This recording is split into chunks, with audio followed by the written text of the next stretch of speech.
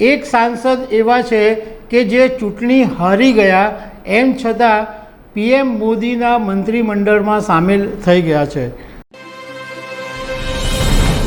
નમસ્કાર દર્શક મિત્રો, પ્રધાનમંત્રી નરેન્દ્ર મોદીની ત્રીજી ઇનિંગની શરૂ થઈ ગઈ છે અને કેબિનેટ મંત્રાલયો, રાજ્ય કક્ષાના મંત્રાલયો બધું ફાળવવામાં આવ્યું છે અને લગભગ 72 જેટલા મંત્રીઓ પહેલી ઇનિંગમાં બનાવવામાં આવ્યા છે।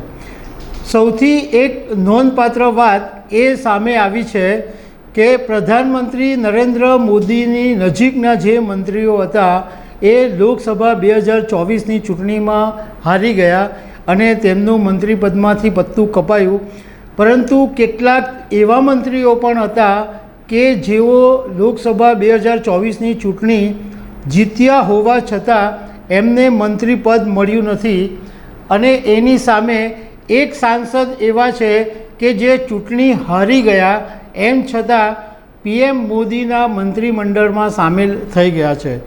આ સાંસદનું નામ છે રવનીત સિંહ બિટ્ટુ।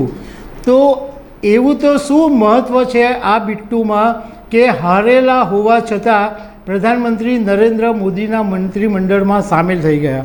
તો એના વિશે હું તમારી સાથે વાત કરીશ। મારું નામ રાજેશ શાહ છે અને તમે જોઈ રહ્યા છો ખબરછે.com। દર્શક મિત્રો, લોકસભા 2024ની ચૂંટણીમાં રવનીત સિંહ બિટ્ટુ પંજાબની લુધિયાણા બેઠક ઉપરથી લગભગ 20,000 વોટથી હારી ગયા, પરંતુ તેમને કેબિનેટ મંત્રી બનાવવામાં આવ્યા છે અને અલ્પસંખ્યક મામલાના રાજ્યમંત્રીનું પદ એમને સોંપવામાં આવ્યું છે। હવે ઘણા બધા લોકોને એવો આંચકો પણ લાગ્યો છે અને સવાલ પણ થયો કે દિગ્ગજ નેતાઓ જે હતા, જે આ વખતે ચૂંટણી જીત્યા છે અને પ્રધાનમંત્રી નરેન્દ્ર મોદીની નજીકના કહેવાતા હતા, એમને કેબિનેટ મંત્રાલય મળ્યું નથી, એમને કોઈ મંત્રીમંડળમાં સામેલ નથી કરવામાં આવ્યા અને આમ છતાં એક હારેલા સાંસદને મંત્રી કેમ બનાવવામાં આવ્યા? તો એનું સૌથી મોટું કારણ એ છે કે પંજાબના રાજકારણની અંદર રવનીત સિંહ બિટ્ટુની જે ઇમેજ છે એને ભાજપ કે કોંગ્રેસ કોઈ પણ નકારી શકે તેમ નથી। રવનીત સિંહ બિટ્ટુ છે એ રાજકીય શાહી ફેમિલીમાંથી આવે છે। એમનો જે પરિવાર છે એ વર્ષોથી રાજકારણમાં સંકળાયેલો છે અને એમના જે પરિવારના મોટે ભાગના લોકો કોંગ્રેસ સાથે હજુ પણ સંકળાયેલા છે। આ રવનીત સિંહ બિટ્ટુ જે છે એ 24 માર્ચ 2024ના દિવસે કોંગ્રેસ છોડીને ભાજપમાં જોડાયા હતા અને ભાજપે એમને લુધિયાણા બેઠક ઉપરથી ટિકિટ આપી હતી, પરંતુ કોંગ્રેસના ઉમેદવારની સામે બિટ્ટુ હારી ગયા। હવે આ રવનીત સિંહ બિટ્ટુ જે છે એ એમના દાદા હતા બેયત સિંહ, એ પંજાબના મુખ્યમંત્રી રહી ચૂક્યા હતા અને ખાલિસ્તાનીઓના એક હુમલામાં એમનું મોત થયું હતું। બિટ્ટુએ જ્યારે લુધિયાણા બેઠક ઉપરથી ઉમેદવારી કરી અને એમને જ્યારે રિઝલ્ટ આવ્યું ત્યારે 5 શહેરી વિસ્તારો જે હતા એમાં બિટ્ટુને સારા એવા મત મળ્યા, પરંતુ ગ્રામ્ય વિસ્તારોની અંદર બિટ્ટુને મત નહીં મળ્યા। એનું કારણ એવું છે કે ખેડૂત આંદોલનની જે અસર હતી એનો ફાયદો કોંગ્રેસને મળ્યો અને એને કારણે રવનીત સિંહ બિટ્ટુને વોટ નહીં મળ્યા। 11 વર્ષની ઉંમરે રવનીત સિંહ બિટ્ટુ એમના પિતાનું અવસાન થયું હતું અને જ્યારે 20 વર્ષની ઉંમર થઈ ત્યારે દાદા બેયત સિંહનું અવસાન થયું હતું।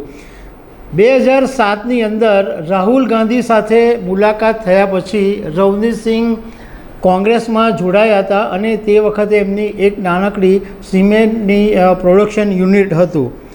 કોંગ્રેસમાં ઘણા બધા પદ મેળવ્યા પછી હમણાં છેલ્લે લોકસભા 2024ની ચૂંટણી પહેલાં રવનીત સિંહ બિટ્ટુ ભાજપમાં આવી ગયા।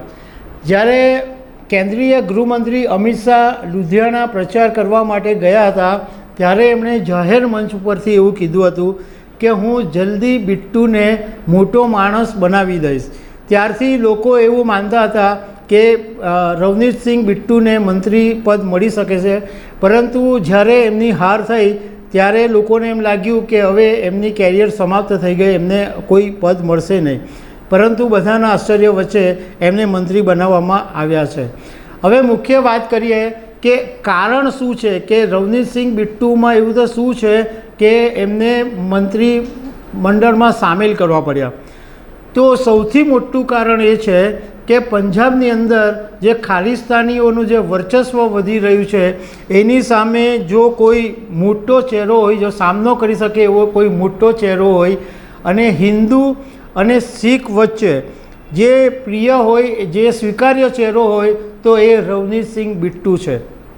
ભાજપે અત્યાર સુધી પંજાબમાં અકાલી શિરોમણી દળ સાથે ગઠબંધન કરેલું હતું, પરંતુ છેલ્લા કેટલાક સમયથી ગઠબંધન તોડી નાખેલું અને ભાજપ હવે એવું ઈચ્છતું નથી કે અકાલી શિરોમણી દળની સાથે ગઠબંધન કરે. એટલે પંજાબમાં જો એકલા લડવું હોય તો રવનીતસિંહ બિટ્ટુ જ એક એવો ચહેરો છે જે ભાજપને કામ લાગી શકે એમ છે. બીજું, બિટ્ટુને મહત્ત્વ આપવાનું કારણ એ પણ છે કે 2027ની અંદર પંજાબની અંદર વિધાનસભાની ચૂંટણી આવી રહી છે, ત્યારે આ જે રવનીતસિંહ બિટ્ટુ છે એ ભાજપને મોટી સફળતા અપાવી શકે તેમ છે. એમના દાદા જે હતા બેયરસિંહ, જે પંજાબના પૂર્વ મુખ્યમંત્રી હતા, એમણે ચરમપંથીઓની સામે જબરજસ્ત લડત આપેલી અને એમને કારણે ખાલિસ્તાનીઓના એક હુમલામાં એમનું મોત થયું હતું. એટલે રવનીતસિંહ બિટ્ટુ એ ભાજપ માટે બહુ જ મહત્ત્વનો ચહેરો છે અને પંજાબમાં એન્ટ્રી લેવી હશે તો રવનીતસિંહ મહત્ત્વનો છે, એટલા માટે એમને મહત્ત્વ આપવામાં આવ્યું. તો દર્શક મિત્રો, આવી અનેક વાતો સાથે અમે તમને મળતા રહીશું. Thank you very much.